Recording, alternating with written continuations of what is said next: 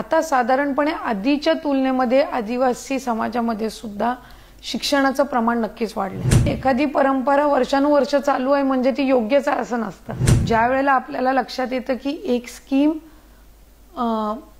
समाजामध्ये इम्पॅक्टफुल ठरते, त्यावेळेला तिच्यावर सगळ्या बाजूनी आलोचना होणार, सगळ्या बाजूनी टीका होणार, पण सगळ्या बाजूनी प्रशंसा पण होणार। You hate it, you like it, you can't ignore it. जी रोजंदारीवरचा जो इन्कम आहे तो तुम्ही बंद करून या 1500 वर अवलंबून राहणं नाहीये, उलट तो चालू ठेवून हे 1500 तुमचं सेव्हिंग राहील। अशा पद्धतीने महिलांनी त्याच्याकडे बघणं हे गरजेचं आहे। नमस्कार, मी मनोज भोयर, नवराष्ट्र डिजिटल मध्ये आपल्या सर्वांचं स्वागत करतो। आज मी संवाद साधतोय महाराष्ट्राच्या महिला आणि बाल विकास मंत्री आदिती तटकरे मॅडम यांच्याशी। राजकीय, सामाजिक, आर्थिक, ग्रामीण महिला या सर्वच विषयांवरती मी त्यांच्यासोबत बोलणार आहे। पण आज महाराष्ट्रातला युवक, त्याचं करिअर, त्याचं समाजभान, त्याचा सामाजिक आणि राजकीय सहभाग, युवक म्हणजे युवती सुद्धा, या सर्व गोष्टींवर बोलता बोलता काही महाराष्ट्रातले वेगळे ज्वलंत प्रश्न सुद्धा आहे, त्याला सुद्धा हात घालण्याचा आम्ही प्रयत्न करणार आहोत। खूप स्वागत आहे थँक्यू नवराष्ट्र डिजिटल मध्ये आपलं। आधी आपल्या खात्यापासून आपण सुरुवात करूया। मी कायम तुमच्या फेसबुकवरती बघतो की तुम्ही तुमच्या श्रीवर्धन मतदारसंघामध्ये फिरत असताना त्या आमदार म्हणून आणि मंत्री म्हणून सुद्धा तुम्ही ग्रामीण भागातल्या महिलांशी एक सहज तुमचा आपला संवाद असतो, त्यात एक सच्चेपणा मला आढळतो। तुम्ही बोलत असता आणि तुम्ही जाण्याचा तिथे प्रयत्न करता। तुमचं या महिलांशी नातं कसं आहे आणि तुम्ही ज्या ज्या वेळेला जाता तेव्हा ते कोणते मुद्दे तुमच्यासमोर मांडत असतात? हे साधारणपणे महिलांसोबत संवाद साधत असताना म्हणजे शहरी भागातल्या असो, ग्रामीण भागातल्या असो, किंवा एक नवीन कॅटेगरी सेमी अर्बनची तयार झालेली आहे, जी पूर्ण ग्रामीण पण नाही आहे आणि जी पूर्ण शहर पण नाही आहे। तर या तिन्ही कॅटेगरीच्या महिलांसोबत संवाद साधत असताना लक्षात येतं की काही प्रश्न त्यांचे असे आहेत जे किचकट आहेत, जे अगदी म्हणतो ना म्हणजे शासन स्तरावर त्यांच्या ज्या काही अपेक्षा असतात त्या संदर्भातल्या, काही अशा आहेत ज्या कॉमन आहेत। म्हणजे महिलांना समाजामध्ये असणारं स्थान, मग ते शहरी भागात आपण गेलं तरी ग्रामीण भागात गेलं तरी तो त्यांचा एक वेगवेगळा संघर्ष असतोच। फक्त एक गोष्ट असते की ग्रामीण भागातल्या ज्या महिला आहेत यांना कंपॅरेटिव्हली एक्सपोजर आणि त्यांची कॉन्फिडन्स लेवल म्हणजे आत्मविश्वास याच्यामध्ये थोडी तफावत शहरी भागातल्या महिलांपासून आपल्याला जाणवते। काही आहेत जे आता पुढे येत आहेत, त्याच्यामध्ये शिक्षणाचं प्रमाण जसं जसं वाढत जाईल तसं त्यांच्यामधलं कॉन्फिडन्स लेवल वाढत जाते। आजही आपल्याकडे 65 वयोगटाच्या ज्या पुढच्या महिला आहेत या थोड्या अजूनही पुढे येत असताना काही विषय मांडत असताना थोडं बाचकतात किंवा संवाद साधत असताना, पण मला साधारणपणे वाटतं की एकदा त्यांच्यासोबत संवाद साधल्यानंतर त्या खूप सहजरित्या त्यांचे प्रश्न आपल्यासमोर मांडतात। आता ते आपल्यावर अवलंबून असतं की आपण ते किती पद्धतीने सोडवण्याचा प्रयत्न। अगदी खास करून आदिवासी महिलांशी आणि युवतींशी तुमचा संवाद होतो। मी मुळात असंच म्हणणार नाही की महिला किंवा युवती, मुलं सुद्धा, युवक सुद्धा, सगळंच तुम्ही पाहत असता डोळस दृष्टीनं, पण मुळात या आदिवासी मुलींच्या आयुष्यातला विकासाचा जो काही विकासाचे जे टप्पे आहेत त्याकडे तुम्ही कसं बघता? म्हणजे त्यांचे काही प्रश्न असतील, त्या तुमच्याशी बोलत असतील तेव्हा काय जाणवतं तुम्हाला? हे साधारणपणे हा एक असा घटक आहे की ज्यांच्यासाठी योजना आपल्याकडे भरपूर आहेत। आदिवासी विभाग त्यांच्यासाठी कार्यरत असतो, काही त्यांच्या ज्या योजना आहेत त्या आरोग्य विभागाकडे येतात, काही महिला बालविकासकडे पण असतात। आता साधारणपणे आधीच्या तुलनेमध्ये आदिवासी समाजामध्ये सुद्धा शिक्षणाचं प्रमाण नक्कीच वाढलंय। म्हणजे आपण जर गेलं तर मिनिमम 10वी 12वी पर्यंतचं शिक्षण हल्ली त्या समाजातली मुलं सुद्धा घेतात। बऱ्याचशा वेळेला आदिवासी समाज हा अतिशय दुर्गम भागामध्ये म्हणजे मुख्य रस्त्यापासून किंवा मुख्य प्रवाहापासून थोड्या अंतरावर असतात। अशा वेळेला त्यांच्यासमोरची आव्हानही वेगळी असतात। म्हणजे खेड्यापाड्यातून, त्यांच्या आदिवासी वाडीतून, ठाकूरवाडीतून त्यांना काही असेही आहेत की ज्यांना शाळेकडे यायला किंवा मूलभूत त्यांच्या सुविधांसाठी एक काही ठराविक अंतर म्हणजे पायी यावं लागतं काहींना. तर ह्या काही समस्या त्यांच्या निश्चितपणाने येत असतात आणि त्या सोडवण्याच्या दृष्टिकोनातून शासनाच्या वेगवेगळ्या स्तरावरून एकत्रितपणाने काम होणं सुद्धा नक्कीच गरजेचं आहे. कुपोषणाचं प्रमाण आम्हाला ह्या घटकामध्ये जास्ती प्रमाणात वाटतं, कारण बऱ्याचशा वेळेला आपण बघतो की चाइल्ड मॅरेजेस बद्दल पण, बालविवाहाबद्दल पण ह्या समाजामध्ये अधिक जनजागृती करण्याची गरज ही निश्चितपणाने आम्हाला आजही भासते. त्याचं कारण 9 महिन्यामध्ये 21चा जो आकडा आला होता मध्यंतरी की 9 महिन्यात 21 बालविवाह झाले. मग तुम्ही त्याचं उत्तर पण दिलं, पण अजून बालविवाहाचं प्रमाण आहे आधीपेक्षा नक्कीच कमी आहे. कारण जसं जसं या समाज घटकांमध्ये शिक्षणाचं प्रमाण वाढेल तसं तसं ऑटोमॅटिकली त्यांच्यामध्ये अवेअरनेस येईल, तसं तसं त्यांच्यामध्ये निश्चितपणाने जसं आरोग्य, महिला बालविकास, शिक्षण विभाग एकत्रितपणाने काम करेल, त्याच्यातून निश्चितपणाने यांच्यामध्ये एक जागरूकता तयार होते. आधीच्या पिढीमध्ये जे चालू होतं, जे प्रचलित होतं ते योग्यच आहे अशातला भाग नाही. म्हणजे मी नेहमी म्हणत असते की एखादी परंपरा वर्षानुवर्ष चालू आहे म्हणजे ती योग्यच आहे असं नसतं. कुठेतरी ती म्हणजे त्याच्यातली एक ही बालविवाहाची प्रथा आहे किंवा एक परंपरा म्हणून तिला म्हणलं जायचं की बाबा मुलगी वयात आली, 13व्या-14व्या वर्षी तिची मासिक पाळी सुरू झाली, 12व्या-13व्या की ती लग्नासाठी आता तयार. तर असं नाहीये. 18 आणि 21 हा नियम आहे आणि हा वयोगट सुद्धा निश्चित करत असताना शासनाचे त्यामागचाही काही अभ्यास होता. त्याच्याशिवाय काही त्यांनी 18 किंवा 21 म्हणजे मुलीसाठी 18, मुलासाठी 21 हे काही असंच रॅन्डमली ठरवलेलं नाहीये.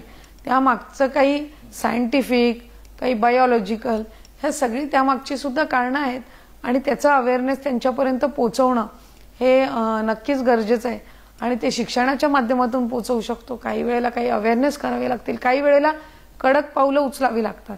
बालविवाह एखाद्याने कुणी तक्रार आमच्याकडे केली तर आत्ता त्या बालविवाहामध्ये सहभागी झालेले दोन्ही कुटुंब, फक्त यांच्यावरच तक्रारी नाही तर त्याच्याबरोबर जो भटजी असेल, जे वाजंत्री असतील, जे गावातले सहभागी असतील त्यांच्यावरही आम्ही गुन्हे दाखल करतो. रिपोर्टिंग वाढली आहे.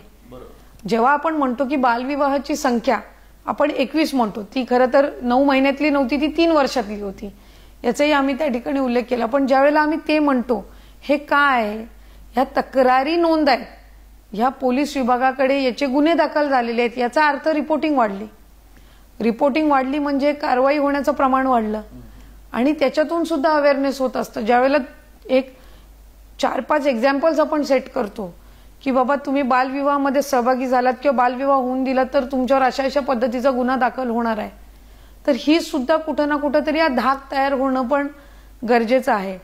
21 बालविवाह थांबवणं म्हणजे त्याच्यावर कुठंतरी एक जागरूकता तयार झालेली आहे किंवा त्याच्यावर कारवाई ही शासनाकडून करण्यात आलेली आहे. हाही त्याचा एक दुसरा अर्थ होत असतो. बरोबर. मागे काही अशा घटना झाल्या आहेत की दुर्गम भाग आहे, आदिवासी, मोखाडा, जव्हार असेल, तुमच्या रायगड जिल्ह्यामध्ये सुद्धा, श्रीवर्धनमध्ये सुद्धा, पण म्हणजे वैद्यकीय सुविधा मिळाली नाही म्हणून तिचं सगळं बाळंतपण नीट होऊ शकलं नाही, तिचा जीव गेला किंवा कनेक्टिव्हिटीचा अभाव, अशा काही घटना तुम्ही एक मधून आपण ऐकत असतो की तिला खाटेवर घेऊन गेले किंवा सायकलवर घेऊन गेले, वाहनांचा अभाव असतो. तेव्हा मात्र तुम्ही या खात्याच्या मंत्री असल्यानं तुम्ही निश्चितपणे तुमच्या मनामध्ये काही वेगळे विचार येत असतील की नाही. खरं तर या पद्धतीच्या घटना या दुर्दैवीच असतात. साधारणपणे बऱ्याचशा वेळेला अशा दुर्दैवी घटना घडतात की जिथे खेड्यापाड्यात किंवा आदिवासी पाड्यांमध्ये राहणाऱ्या ज्या महिला असतात त्यांना प्रवास करून म्हणजे डिलिव्हरीची डेट ड्यू झाली आहे किंवा काहीतरी मेडिकल इमर्जन्सी आलेली आहे आणि मग त्याच्यातनं त्यांना अशा पद्धतीनं आणावं लागत असतं. या मधल्या 1-1.5-2 वर्षाच्या कालावधीच्या म्हणजे 1.5-2 वर्षापूर्वी शासनाने आदिवासी विभागाने एक बिरसा मुंडळांच्या नावाने एक योजना आणली ज्याच्यामध्ये ज्या रस्त्यांना नोंद नाहीये म्हणजे युजली आपल्या ग्रामीण भागातले रस्ते ज्या वेळेला आपण प्रपोज करतो, वेगवेगळ्या योजना असतात, 25-15 असते, 30-54, हे सगळे वेगवेगळे हेड्स. तर त्याच्यामध्ये एक बुकलेट असते, जिल्हा परिषदच्या बांधकाम विभागाची असते किंवा सार्वजनिक बांधकाम विभागाची असते. त्यात ज्या रस्त्यांची नोंद आहे त्याच्यामध्ये आपण कामं घ्यायचो. त्याला विलेज रोड्सचं एक बुकलेट असतं किंवा सार्वजनिक बांधकामचं एक बुकलेट असतं. तर ज्या रस्त्यांची नोंद नाहीये ते रस्ते आपण ह्या योजनांमधनं घेऊ शकतो. ही आदिवासी विभागाने स्कीम आणली आणि आज जवळपास या 1 वर्षाच्या कालावधीमध्ये साधारणपणे 20 ते 25% असे आदिवासी पाड्या आणि वस्ती आहेत ज्यांनी या योजनेअंतर्गत जे मुख्य रस्त्यावर जोडले गेले. ह्याला कालावधी लागेल. म्हणजे असे इन्सिडेन्सेस झाल्यानंतर कधी कधी मीडिया, कधी कधी म्हणजे प्रसार माध्यम असतात, सोशल मीडिया आहे आता, किंवा वर्तमानपत्रातून त्याची माहिती मिळत असते, किंवा बऱ्याचशा वेळेला त्यासाठी एक वेगळा लढा त्या ग्रामस्थांना किंवा त्या आदिवासी वाड्यातल्या नागरिकांना द्यावा लागत असतो. प्रत्येक स्कीम थोडं इम्प्लिमेंट होईपर्यंत, त्याचे सकारात्मक पडसाद दिसेपर्यंत वेळ लागतो. पण ही जी योजना आदिवासी विभागाने आणली, मला खात्री आहे की कनेक्टिव्हिटीच्या हिशोबाने एकदा कनेक्टिव्हिटी आली की मग तिथे वेगवेगळी साधनं पोचायला सोपं जातं. बऱ्याचशा वेळेला इथे रिक्षा किंवा कुठले वाहनं पोचत किंवा अँब्युलन्स पोचू शकत नाही, म्हणून मग त्यांना अशा पद्धतीनं त्यांना आणावं लागत असतं. एकदा कनेक्टिव्हिटी तिथे स्ट्रॉंग झाली तर नक्कीच मला वाटतं की या ज्या अडचणी आहेत आधीच्या तुलनेमध्ये या केसेसमध्ये म्हणजे संख्येमध्ये कमी झालेली आहे नक्कीच. पण एकही असं घटना ही दुर्दैवीच आहे. आणि शून्याचं ज्या वेळेला आपण टार्गेट करू त्यावेळेला मला वाटतंय त्याच्यामध्ये आपण तो जो रेशो आहे, पर्सेंटेज आहे, अशा घटनांचा आपण खाली आणू शकतो. तुमच्या आता या खात्याचे प्रमुख म्हणून दुसरी टर्म सुरू झालेली आहे. साधारणतः 2.5 आणि हे 1 वर्ष, 3.5 वर्षामध्ये तुम्ही याचे प्रमुख झाले, या खात्याचे म्हणून मंत्री म्हणून जे काही बदल झाले असतील आणि आणखी तुम्हाला काही पुढचा टप्पा गाठायचा असेल असं काही सांगता येईल आपल्याला? मला कुपोषणाच्या ह्याच्यावर आम्ही खूप चांगल्या पद्धतीनं काम करण्याचा प्रयत्न करतोय. आणि महिला व बाल विकास विभाग म्हणून ICDS म्हणजे मुलांचं शिक्षण आणि पोषण या दोन्ही गोष्टी, आता त्याच्यामध्ये नवीन एज्युकेशन पॉलिसी, नवीन जे शिक्षण धोरण आलेलं आहे त्याच्यामध्ये आम्हाला घ्यावं लागत आहे. तर पहिली गोष्ट तर आम्हाला करायची आहे की महिला व बाल विकास विभागांतर्गत, खासकर बाल विकास विभागांतर्गत येणारे जे बालकं आहेत याची व्याप्ती वाढवायची आहे, म्हणजे संख्या वाढवायची आहे. आज जी संख्या साधारणपणे 80-90 लाख या ह्याच्यापर्यंत असेल ती आम्हाला वाढून, म्हणजे आज अंगणवाड्यांची संख्या ही 1 लाखापेक्षा अधिक आहे. पण ती आणखीन जेवढी अंगणवाड्यांची संख्या वाढेल तेवढा बालकांचा घटक समाविष्ट होईल. म्हणजे तेवढ्या जणांपर्यंत आपण शासनाच्या योजना अधिक प्रभावीपणे पोहोचवू शकू. तर त्याचं एक प्रमाण वाढवण्याचं एक टार्गेट आम्ही त्या ठिकाणी ठरवलेलं आहे. कुपोषण असेल, मला आठवते 2 वर्षापूर्वीची जर आपण आकडेवारी काढली तर ती 3% पर्यंत होती, आज 1.8% वर आलेली आहे. आम्हाला पुढच्या 2 वर्षामध्ये ती टार्गेट करून 0.10% वर आणायची आहे. म्हणजे मी म्हटल्याप्रमाणे ज्यावेळेला आम्ही शून्याचं टार्गेट ठेवू त्यावेळेला आम्ही 0.5%च्या खाली येऊ किंवा 0.10%च्या खाली येऊ. त्यामुळे टार्गेट आपण जितकं हायेस्ट ठेवू तेवढंच चांगल्या पद्धतीनं काम आपण याच्यामध्ये करू शकणार आहोत. तर आम्हाला कुपोषण एक, दुसरं चाइल्ड मॅरेजेस, बालविवाह ची संख्या कमी करणं, म्हणजे ती शून्यावर आणण्याच्या याने आम्ही काम करू तेव्हा आम्ही त्याच्यामध्ये 0.10%च्या खाली येऊ शकू. आणि महिलांमध्ये फायनान्शियल लिटरसी आणणं. लाडकी बहीण योजना खूप चांगल्या पद्धतीनं आम्ही गेल्या 2 वर्षापासून इम्प्लिमेंट करत आहोत. सगळ्या वादविवादासहित सगळ्या वादविवादासहित इश्यूज, सगळ्या वादविवादासहित. कारण ज्या वेळेला आपल्याला लक्षात येतं की एक स्कीम समाजामध्ये इम्पॅक्टफुल ठरते त्यावेळेला तिच्यावर सगळ्या बाजूनी आलोचना होणार, सगळ्या बाजूनी टीका होणार, पण सगळ्या बाजूनी प्रशंसा पण होणार. You hate it, you like it, you can't ignore it, असंही त्याच्यामध्ये एक हे असतं. त्याच्यामुळे सगळ्यांना माहिती आहे की आम्ही जवळपास आज 2 कोटीपेक्षा जास्ती महिलांपर्यंत पोचणं ही काही एवढ्या कमी कालावधीमध्ये ही तितकीशी सोपी गोष्ट नाहीये.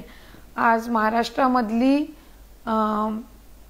सर्वात मोठी स्कीम म्हणून तिला ओळखलं जातं तिचं अंमलबजावणी, तिचं इम्प्लिमेंटेशन हे तितकंच आव्हानात्मक होतं.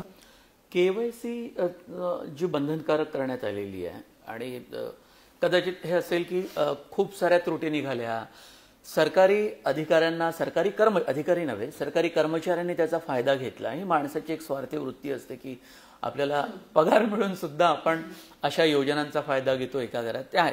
पण म्हणून मग केवायसी आणण्याचा प्रयत्न झालाय आणि तो होईल, जमेल सगळ्या स्त्रियांना गावातल्या, जमेल आणि जमवावं लागेल. फायनान्शियल लिटरसी ज्या वेळेला आपण म्हणतो, ई केवायसीची प्रक्रिया सुद्धा त्याच्यातला एक भाग आहे. आणि ई केवायसीची प्रक्रिया ही नवीन नाही. आतापर्यंत जेवढ्या स्कीम्स आहेत जे डीबीटी तत्वावर चालतात, direct bank transfer, direct beneficiary ट्रान्सफरच्या जेवढ्या स्कीम्स आहेत त्या सगळ्यांना ई केवायसी आहे, सगळ्यांना. अगदी तुम्ही नमो शेतकरीचं बघा किंवा आपण जे इतर विभागांचे जे स्कीम्स चालतात ज्या डीबीटी तत्वावर चालू आहेत त्यांना ई केवायसी बंधनकारकच आहे. त्या स्कीममध्ये आणि ह्या स्कीममध्ये एकच फक्त फरक आहे, लाभार्थ्यांची संख्या. इथे आपण 2.5 कोटी महिलांचा बद्दल बोलतोय आणि नमो शेतकरीमध्ये मला वाटतं लाभार्थी साधारणपणे 1 कोटीपर्यंत असतील आपल्याकडे. त्याच्यानंतरच्या ज्या स्कीम्स आहेत त्याच्यामध्ये 1 कोटीपेक्षा पण खाली आहेत. आणि दुसरी गोष्ट जो ह्या आणि त्या ह्याच्यामध्ये फरक आहे की ही विधानसभेच्या निवडणुकीच्या आधी लॉन्च केली होती, त्याच्यामुळे सगळ्यांनी याचं पॉलिटिसायझेशन खूप प्रमाणामध्ये केलं. पण ते करत असताना 4थं महिला धोरण पण त्याच कालावधीमध्ये आणलं आणि त्या 4थ्या महिला धोरणमध्ये आम्ही पॅरामीटर सेट केले होते की प्रत्येक विभागाने एक महत्वाकांक्षी योजना महिलांना लक्ष केंद्रित करून किंवा युवतींना लक्ष केंद्रित करून आणावी. जसं एसटीचा प्रवास महिला करतात त्याच्यामध्ये 50% सवलत देण्यात आली. हे महिला धोरण ज्या वेळेला त्या ठिकाणी कालावधीमध्ये जाहीर झालं त्या संबंध कालावधीमध्ये ते झालं. ज्या दारिद्र्य रेषेखालच्या मुली आहेत त्यांच्या उच्च शिक्षणाच्या संदर्भातली उच्च शिक्षण विभागाने स्कीम आणली, ती त्यावेळेला साधारणपणे आणली. लाडकी बहीण योजना आम्ही त्या कालावधीमध्ये आणली. शालेय शिक्षण विभागाने महिलांकडून युनिफॉर्म शिवून घेण्याचं त्यावेळेला पहिल्यांदा तो प्रयत्न केला. अशा वेगवेगळ्या स्कीम्स महिलांच्या दृष्टिकोनातून त्यावेळेला आणण्यात आल्या. लखपती दिदी आधीपासून केंद्रामध्ये होती, पण प्रभावीपणे एक टार्गेट ओरिएंटेड महाराष्ट्रामध्ये राबवण्याचं सुद्धा त्या सगळ्या कालावधीमध्ये त्या ठिकाणी झालं. आणि म्हणून जिल्हा नियोजनमध्ये पण 3% महिला व बालविकाससाठी राखीव ठेवणं, वेगवेगळ्या जिल्ह्यातल्या उपक्रमांसाठी महिलांच्या निगडीत असणाऱ्या, हे त्या सगळ्या कालावधीमध्ये करण्यात आलं. नियोजन विभागाने, वित्त विभागाने, अर्थ विभागाने एक निर्णय घेतला की महिलेच्या नावावर जर तुम्ही घर करत असाल तर त्याच्यामध्ये सवलत देण्यात, महिलेच्या नावावर जर तुम्ही 7/12 करत असाल तर त्याच्यामध्ये असेल, मुद्रांक शुल्कामध्ये त्या ठिकाणी सवलत ही देण्याच्या दृष्टिकोनातून. तर ह्या सगळ्या ज्या आहेत ते ह्या धोरणाचा भाग होते. फक्त या योजनेची व्याप्ती मोठी, याची लाभार्थ्यांची संख्या मोठी आणि त्याचे सकारात्मक पडसाद हे महिलांमध्ये दिसायला लागले आणि त्याची चांगल्या वाईट सगळ्या पद्धतीनं प्रशंसा असेल, त्याच्यावर टीका असेल, एक कुठे ना कुठेतरी चर्चेत राहणारी ही स्कीम आहे. त्याच्यामुळे ई केवायसी काहीतरी नवीन आम्ही करतोय असं नाहीये. ई केवायसीची प्रोसिजर करत असताना 115 कॉम्प्लायन्सेस त्याच्या आम्हाला करायचे असतात आणि त्याची 115 बाबींची पूर्तता करत असताना 8 ते 9 महिन्यांचा कालावधी लागतो. म्हणून आम्ही ते सप्टेंबर महिन्यापासून सुरू केलं. म्हणजे त्याच्या आधी 8-9 महिने आम्ही त्याच्या 115 बाबींची पूर्तता आम्ही त्या ठिकाणी करत होतो. नाहीतर साधारणपणे डिसेंबर किंवा जानेवारी महिन्यामध्ये ई केवायसीची प्रक्रिया ही आम्हाला सुरू करता आली असती. पण स्कीम लॉन्चच 28 जून 2024ला झाली. 1 जुलैपासून त्याचं रजिस्ट्रेशन सुरू केलं. पहिला हप्ता हा आपण 17 ऑगस्टला रक्षाबंधनच्या वेळेला 2024 मध्ये दिला आणि ऑक्टोबर पासून निवडणुकीची आचारसंहिता लागली. 15 ऑक्टोबर पर्यंत रजिस्ट्रेशन चालू होतं. 2 महिने आचारसंहितेमध्ये गेले. म्हणून ई केवायसीची ज्या 115 बाबींची पूर्तता आहे याची सुरुवात आम्ही डिसेंबर जानेवारी महिन्यापासून केली आणि सप्टेंबरला ती पूर्ण करून आम्ही ई केवायसीची प्रक्रिया सुरू केली. तुम्ही महाराष्ट्राचे जेव्हा दौरे करता तेव्हा हा ग्रामीण भागातला जो मुलगा आहे त्याला वर येण्यासाठी आपण अनेक वर्ष आपण पाहिली की सरकार कुणाचंही असो, पण त्याच्या विकासाच्या सगळ्या या प्रवासामध्ये तो युवक होतो, मग नोकरी, रोजगार, अजूनही ना ते मॅच होत नाही. म्हणजे तो तेवढा स्टँड होत नाही स्वतःच्या. या शेतकऱ्यांची मुलं असतात, परत शेतकऱ्यांच्या पिकांचं खूप मोठ्या प्रमाणात नुकसान झालं, त्यामुळे आर्थिकदृष्ट्या पुन्हा ते अत्यंत संकटात सातत्यानं सापडताना आपण पाहतो. क्लायमेटमध्ये खूप बदल झाले. सो तुमचं स्वतःचं चिंतन किंवा विजन काय आहे महाराष्ट्राचं? म्हणजे तुमच्या रायगड जिल्ह्याच्या पलीकडे तुम्ही जेव्हा महाराष्ट्र फिरता, ग्रामीण भागात जाता, तिथे महिला, तिचं वाढणारं मूल, शाळेत जाणारं, त्याचं शालेय सगळा वेश असेल, पोषण असेल, आहार असेल, तो सगळा असा शाळेतनं बाहेर पडतो, त्याचं काय जे काही शिकत असेल त्याची बौद्धिक कुवत किती वाढते, कसं बघता तुम्ही? एक म्हणजे यामध्ये एक 2-3 गोष्टी आहेत ज्याचा आम्हाला नक्कीच उल्लेख करावासा वाटेल. एक तर ग्रामीण भागात शिकलेलं मूल, ते मूल ज्या वेळेला शहरी भागामध्ये येतं तेव्हा त्याला खूप म्हणजे न्यूनगंड जाणवतो मोठ्या प्रमाणात. इन्फिरियर कॉम्प्लेक्स त्याला खूप मोठ्या प्रमाणात असतं. कारण ग्रामीण भागातलं घेतलेलं शिक्षण आणि शहरी भागातल्या मुलांमध्ये झालेलं शिक्षण याच्यामध्ये खूप तफावत असते.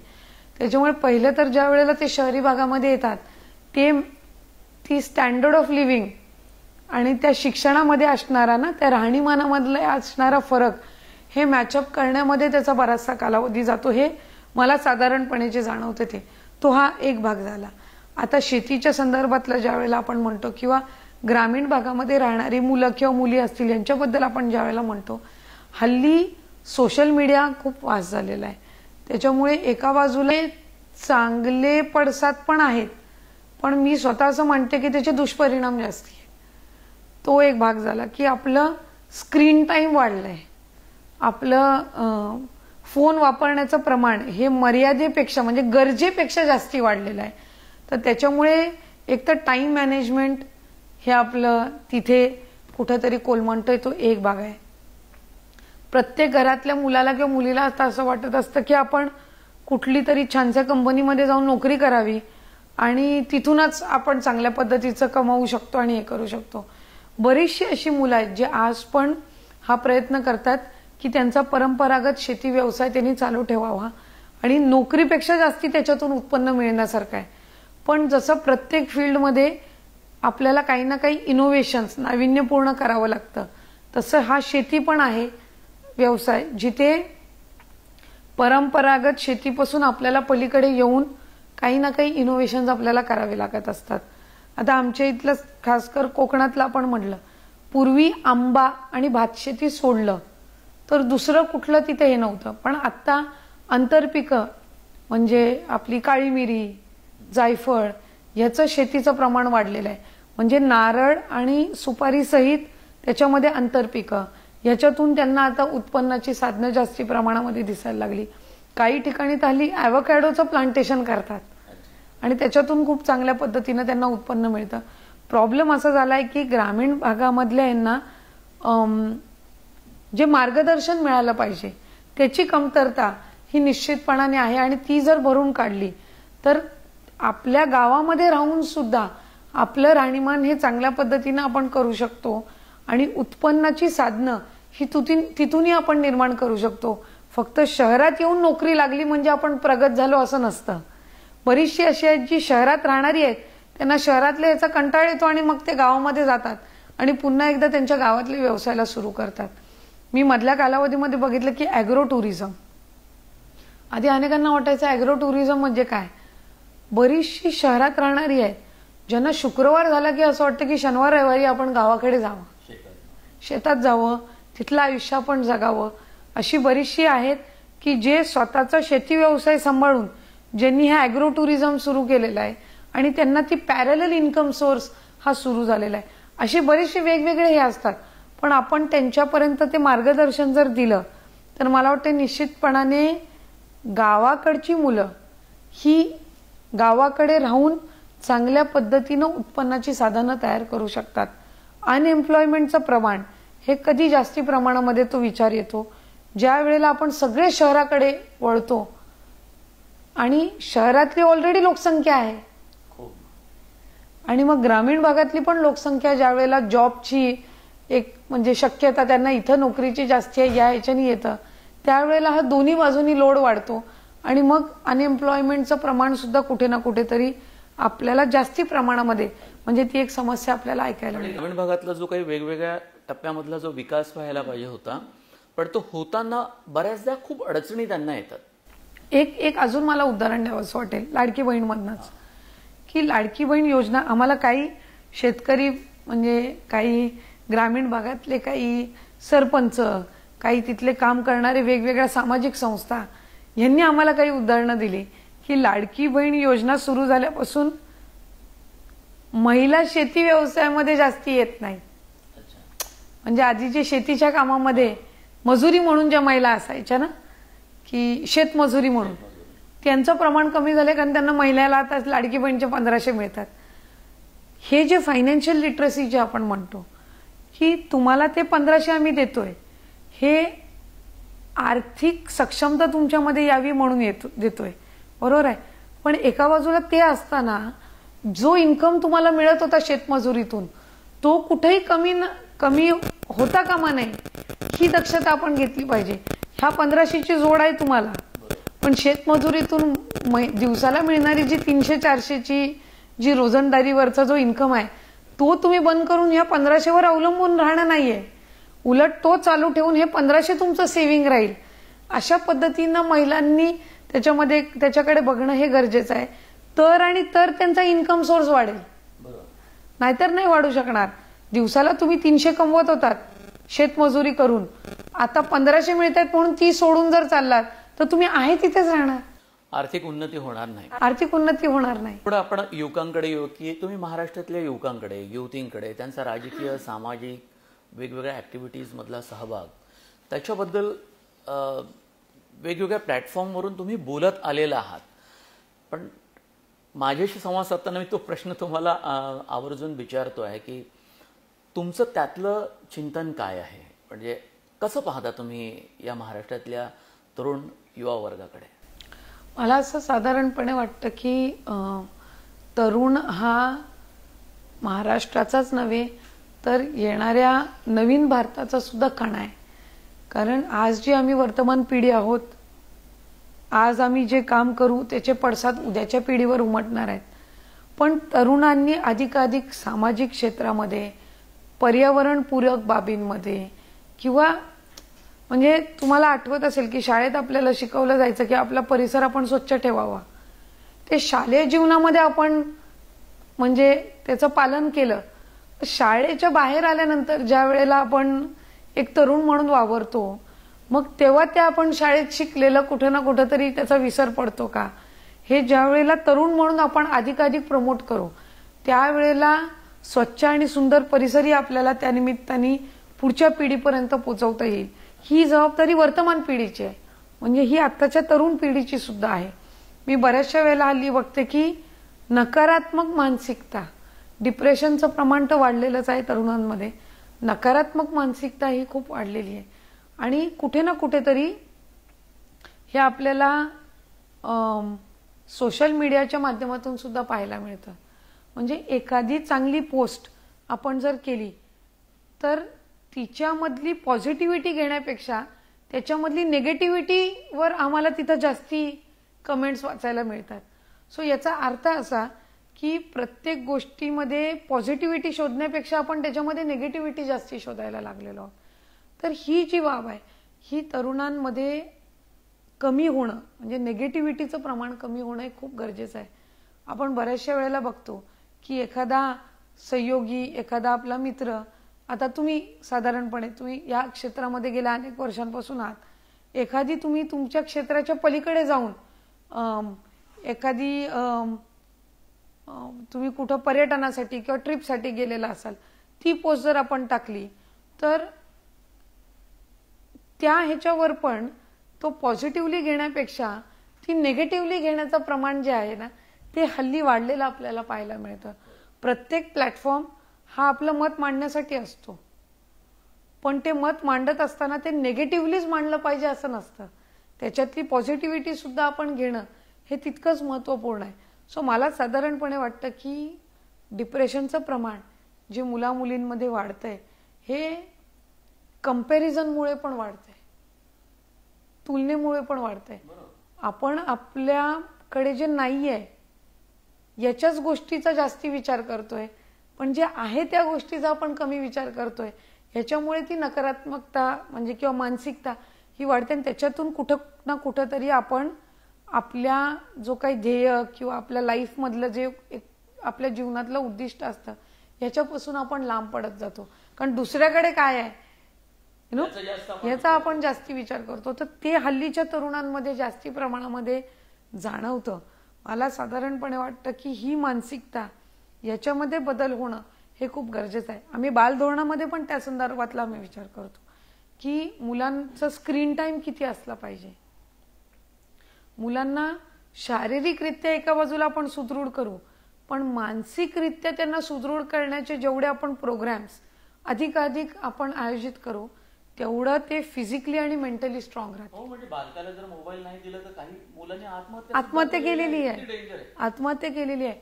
आणि मला नवल वाटतं, मी काही आता एक 3-4 दिवसापूर्वीच काही शिक्षकांसोबत मी संवाद साधत होती, काही पोलीस विभागाच्या अधिकाऱ्यांसोबत संवाद साधत होती.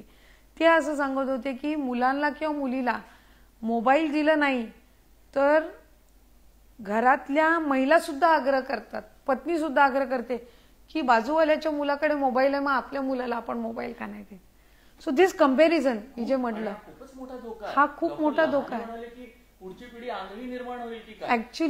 ऍक्च्युली कारण तुम्ही बघा की चष्मा लागण्याचं प्रमाण जे लहान मुलांमध्ये जे वाढलेलं आहे हे आधीच्या तुलनेमध्ये खूप मोठ्या प्रमाणात आहे. आणि आता स्पेक्स वापरल्यावर आपण चांगले दिसत नाही म्हणून लहान वयातच लेन्स टाकून घेण्याचं, परमनंट लेन्स टाकून घेण्याचं प्रमाण विच इज जे त्या वयाच्या ह्याला नाही आहे अप्रोप्रिएट. पण ते कशामुळे झालंय, कारण आपला स्क्रीन टाइम वाढलेला आहे, वाचन कमी झालंय. आपण हल्ली पुस्तकं पण ऑनलाईन वाचतो, म्हणजे हातात पुस्तक घेऊन वाचण्याचा जो तो एक फील आणि आनंद आहे हा कंपॅरेटिव्हली खूप कमी झाला. संस्कार थोडासा वेगळा आहे या महाराष्ट्रामधल्या. म्हणजे पुन्हा मी का सारखं म्हणतोय की तुम्ही देश विदेशातही फिरत असाल तर तुम्हाला एक साधारणतः आपण तुलना करतो की या देशातला युवक युवती त्यांना मिळणाऱ्या संधी परत महाराष्ट्रात आल्यानंतर शहरी भागातले युवक युवती आणि ग्रामीण भागातले युवक युवती कुठे ना कुठे आपण एक तुलनात्मक त्याचा विचार करत असतो की खूप मोठी एक दरी आहे, खूप मोठं अंतर आहे. हे अंतर पाटण्याचं किंवा हे अंतर कमी करण्याचं म्हणजे आपण कसं ते करू शकतो कमी. शासन स्तरावर प्रयत्न होत असतील, आणखी काही प्रयत्न सामाजिक संघटना म्हणा वेगवेगळे घटक करत असतात, पण तरी सुद्धा ते अंतर वेगानं पार होत नाहीये, कमी होत नाहीये. मला साधारणपणे असं वाटतं की शासन म्हणून काम करत असताना प्रोजेक्ट ओरिएंटेड जॉब क्रिएशन जे आहे ना, जॉब ओरिएंटेड कोर्सेस ह्याच्यावर अधिकाधिक लक्ष केंद्रित करणं गरजेचं आहे. त्याच्यामुळे जे मायग्रेशन आहे किंवा ग्रामीण भागातला जो हे शहरी भागाकडे वळतोय आणि मग ते जे गणित चुकतंय ना याचं प्रमाण कमी करण्याच्या दृष्टिकोनातून हा अर्थातच एक लॉंग टर्म प्रोग्राम असणार आहे. पण ज्या शासकीय कॉलेजेस आहेत, जे इमारती आहेत, म्हणजे जे शासकीय कोर्सेस आपण जे देतो ते जर तिथल्या स्थानिक परिस्थितीनुसार जर झाले, म्हणजे उदाहरणार्थ समजा कोकणामध्ये मत्स्य व्यवसाय मोठ्या प्रमाणात आहे, तिथं फिशरीज, पोर्ट ह्याच्या रिलेटेड जर कोर्सेस आणि जॉब ओरिएंटेड कोर्सेस जर आम्ही दिले तर तिथल्या तिथे त्याला नोकरी मिळू शकते किंवा तिथल्या तिथे त्याला रोजगाराची संधी मिळू शकते. मग तो तिकडनं बाहेर येऊन तो दुसरीकडे करत नाही. तसं प्रत्येक विभागामध्ये प्रत्येक जिल्ह्यामध्ये तिथली काही वैशिष्ट्य आहेत. जसं गडचिरोली आपण धरलं तर मायनिंग मध्ये तर मायनिंग रिलेटेड एज्युकेशनल हे जर तिकडे दिल्या तर त्यांना नोकरीसाठी बाहेर शोधावं लागणार नाही. त्यांना स्थानिक पातळीवरच तिला क्षेत्रातलं शिक्षण घेऊन तिथल्या तिथं त्यांना ती नोकरी मिळेल, मग त्यांना दुसरीकडे. तर ह्या गोष्टीवर काम करण्याची ही गरज ही शासन म्हणून आम्हालाही अधिक प्रमाणात जर आम्ही केली तर ही जी डायव्हर्सिटी आहे ना ही निश्चितपणाने कमी होऊ शकेल. शहरी भागातला युवक हा शहरामध्ये काम करू शकेल, ग्रामीण भागातला युवक ग्रामीणमध्येच त्या भागामध्येच तितक्याच पद्धतीनं काम करू शकेल आणि तितक्याच पद्धतीनं त्याला जॉब अपॉर्च्युनिटीज मिळू शकतील. महिला आणि बाल विकास खात्यातले बरेच प्रश्न झाले, त्यावर त्यांनी मनमोकळी उत्तरं दिली. धन्यवाद. ही मुलाखत तुम्हाला कशी वाटली तुम्ही कमेंट बॉक्समध्ये जरूर कळवा. महिला आणि बाल विकास या खात्याच्या संदर्भामध्ये तुमच्या काही प्रतिक्रिया असेल तर त्याही नोंदवा. नवराष्ट्र हे आमचं डिजिटल चॅनल सबस्क्राईब करा. इंस्टाग्राम, फेसबुक हे दोन्ही अकाउंट फॉलो करा अशी मी तुम्हाला विनंती करेल. खूप धन्यवाद. नमस्कार.